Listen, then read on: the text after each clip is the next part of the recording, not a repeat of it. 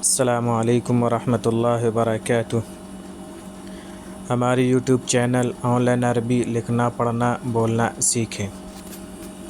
نحو، صرف، ترکیب، انشاء، ترجمہ قرآن، حدیث وغیرہ اگر کوئی سیکھنا چاہے تو ہماری یوٹیوب چینل کو فالو کریں اور سبسکرائب کریں اور بیل آئیکن دبائیں تاکہ ہماری روز کے ویڈیو آپ کو بر وقت پہنچ سکیں۔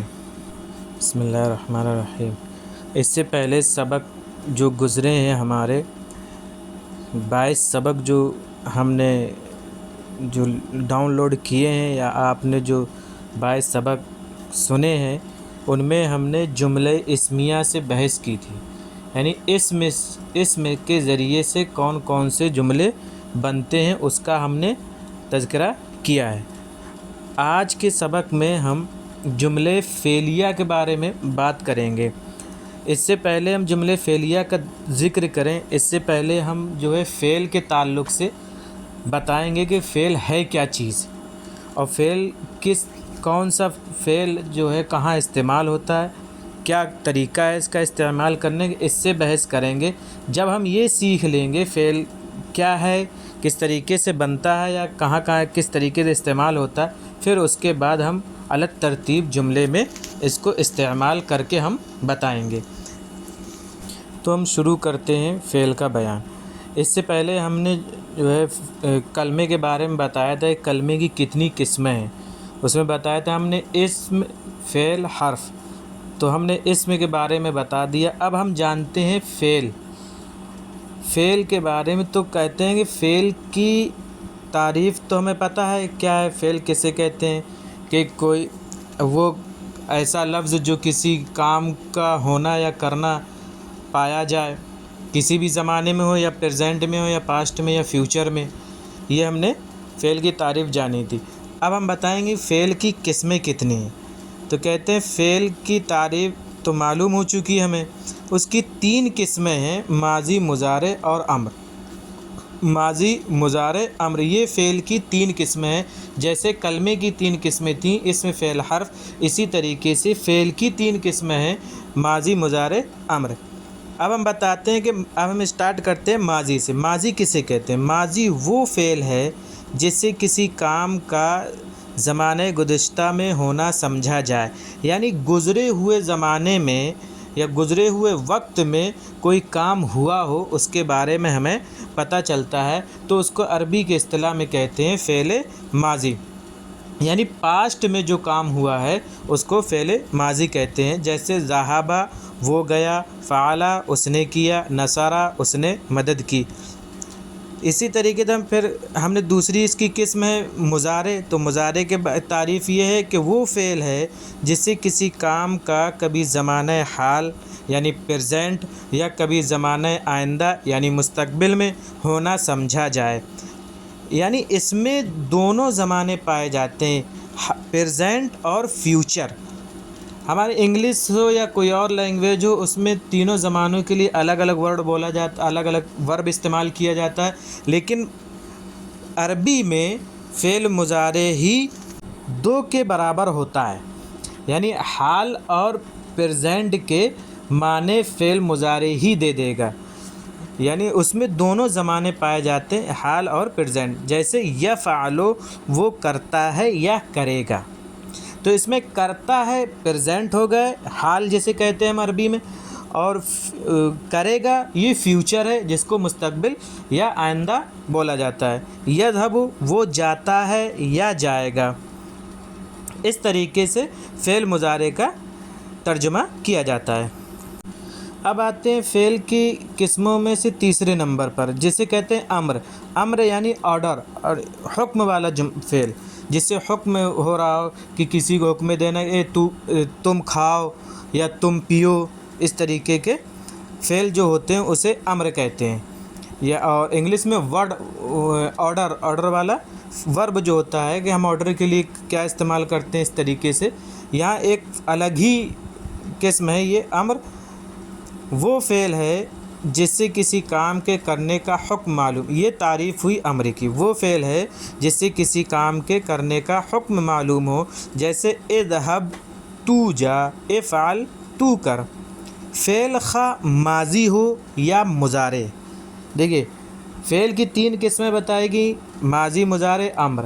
اب کہہ رہے ہیں کہ فعل چاہے ماضی ہو چاہے مضارع ہو، چاہے ماضی ہو چاہے مضارع ہو، یہ 2 طرح کا ہوتا ہے، لازم اور متعدی. لازم اور متعدی. لازم وہ فعل ہے جو صرف فاعل کے ملنے سے پوری بات ظاہر کر دے. فاعل کسے کہتے ہیں؟ فاعل کہتے ہیں کام کرنے والے کو. جو انسان جو بھی ہوگا، یعنی جو بھی چیز ہوگی، اگر وہ کام کر رہی ہے تو وہ فاعل ہو جائے گا. جیسے انسان چل رہا ہے تو چلنے والا کام انسان کر رہا ہے. مشین چل رہی تو چلنے والا کام کون کر رہی؟ مشین کر رہی. تو یہ فاعل ہوتا ہے. تو جو فعل فاعل سے مل کر پوری بات بتا دے تو وہ لازم فعل ہوتا ہے. جیسے ذہب حامد، حامد گیا. ہمارے پاس حامد بیٹھا تھا، ہم سے کسی نے پوچھا کہ حامد کہاں گئے، تو ہم نے کہہ دیا کہ حامد چلا گیا. اب اس میں ہمیں کسی تیسرے لفظ کی ضرورت نہیں ہے کہ ہم اگر تیسرا لفظ لائیں گے تبھی بات پوری ہوگی. ایسا نہیں ہے، ہم نے بول دیا ذہب حامد، حامد چلا گیا. اسی طریقے سے جلس ولد، لڑکا بیٹھا، اور قام زید، زید کھڑا ہوا. یہ لازم ہے کیونکہ یہ فاعل سے اپنے یعنی کام کرنے والے سے مل کر پوری بات واضح کر رہے ہیں. پھر اسی طریقے سے ایک ہے متعدی، یعنی جس فعل کو فاعل کے علاوہ مفعول کی بھی ضرورت ہو. ایک فعل ہے، دوسرا کرنے والا بھی ہے، لیکن بات پلے نہیں پڑ رہی ہے کہ بھائی کام جو ہمارا جملہ جو کام جو ہو رہا ہے وہ مکمل ہو رہا ہے یا نہیں ہو رہا ہے. اور جب یہ بات پلے نہ پڑے کہ مکمل نہیں ہو رہا ہے تو پھر وہاں ہم کہیں گے یہ متعدی فعل ہے، جس کو مفعول کی بھی ضرورت پڑ رہی ہے. اسی وجہ سے اس کی تعریف کرتے ہیں، جس فعل کو فاعل کے علاوہ، یعنی فاعل ہے، فاعل کے علاوہ بھی کچھ چاہیے، فاعل کے علاوہ مفعول کی بھی ضرورت ہو، اسے متعدی کہتے ہیں. جیسے نصر حامد محمودا، حامد نے محمود کی مدد کی. نصر حامد ہم بولیں گے تو حامد نے مدد کی، تو ایک ذہن میں گزر رہا ہے کس کی مدد کی؟ تو یہ ہوتا ہے مفعول جس کی مدد کی جائے. نصر حامد محمودا، ضرب زید عمرا، کہ زید نے عمرو کو مارا. تو زید نے مارا تو ایک ہمارے ذہن میں بات آ رہی کہ کس کو مارا؟ تو کہیں گے محمود کو مارا یا عمرو کو مارا. یہ ہوتا ہے فعل متعدی. اب کہہ رہے ہیں فعل یا تو معروف ہوگا یا مجہول ہوگا. تو معروف کسے کہتے ہیں؟ وہ فعل ہے جس کی نسبت فاعل کی طرف ہو اور اس کا فاعل معلوم ہو، یعنی فاعل پتہ ہو. کہنے کا مطلب یہ ہے معروف وہ فعل ہے کہ جس کا کام کرنے والا، یعنی فعل جو آ رہا اس کا کام کرنے والا ہمیں پتہ ہو، یا لفظ میں موجود ہو یا لفظ میں موجود نہ ہو، لیکن ہمیں پتہ ہو کہ یہ کام ہوا ہے. جیسے کہا جائے شرب حامد الماء، کہ حامد نے پانی پیا. تو اب ہمیں یہ پتہ کرنا ہے کہ یہ معروف فعل ہے یا مجہول فعل. تو کہیں گے کہ دیکھیے یہاں پینے والا موجود ہے، پانی پیا گیا ہے لیکن پینے والا یہاں موجود ہے، تو یہ معروف فعل ہوگا. یا لفظ میں دکھائی دے رہا ہے حامد، یا لفظ میں نہ دکھائی دے، ضمیر ہو، تب بھی وہاں یہی رہے گا کہ ہمیں فاعل یعنی کام کرنے والا جو ہے ہمیں پتہ ہے. تو یہ جس میں کام کرنے والا پتہ ہو وہ معروف فعل ہوتا ہے، اور جس میں کام کرنے والے کے بارے میں پتہ نہ ہو وہ مجہول ہوتا ہے. لیکن کام ہوا ہے، مان کے چلا جائے کہ پانی پیا گیا ہے، لیکن کس نے پیا ہے یہ ہمیں پتہ نہیں ہے، تو اس کو مجہول بولیں گے، کیونکہ اس میں نقص آ گیا کہ بھائی پانی پیا گیا ہے لیکن پینے والا پتہ نہیں کون ہے. پانی ہمیں دکھ رہا ہے کہ پانی پی لیا گیا ہے لیکن پینے والا کون ہے یہ ہمیں پتہ ہی نہیں، تو اس میں ایک نقص آ گیا، تو اس وجہ سے یہ جو ہے مجہول ہوا. اب دیکھتے ہیں دونوں کی تعریف. معروف وہ فعل ہے جس کی نسبت فاعل کی طرف ہو اور اس کا فاعل معلوم ہو. جیسے شرب حامد ماء، کہ حامد نے پانی پیا. اس مثال میں فاعل حامد ہے، پتہ ہے، اس لیے شربہ فعل معروف ہوا. اب مجہول کی تعریف یہ ہے کہ وہ فعل ہے جس کی نسبت مفعول کی طرف ہو اور اس کے فاعل کا ذکر نہ ہو، جیسے شرب ماء پانی پیا گیا، نصر محمود محمود کی مدد کی گئی۔ ان جملوں میں فاعل مذکور نہیں اور فعل کی نسبت اپنے مفعول کی طرف ہے، اس لیے شرب نصر فعل مجہول ہوئے۔ اب فعل کام جو ہے دو طریقے کا ہوتا ہے، یا تو ہوا ہوگا یا نہیں ہوا ہوگا۔ اب ہوا ہوگا تو اس کو کیا بولتے ہیں؟ مثبت، اور نہیں ہوا ہے اس کو بولتے ہیں منفی۔ مثبت کسے کہتے ہیں؟ جس فعل سے کسی کام کا ہونا معلوم ہو، یعنی یہ پتہ چلے کہ یہ کام ہو رہا ہے تو اس کو کہیں گے مثبت۔ جیسے نصرہ اس نے مدد کی، یذهب وہ جاتا ہے۔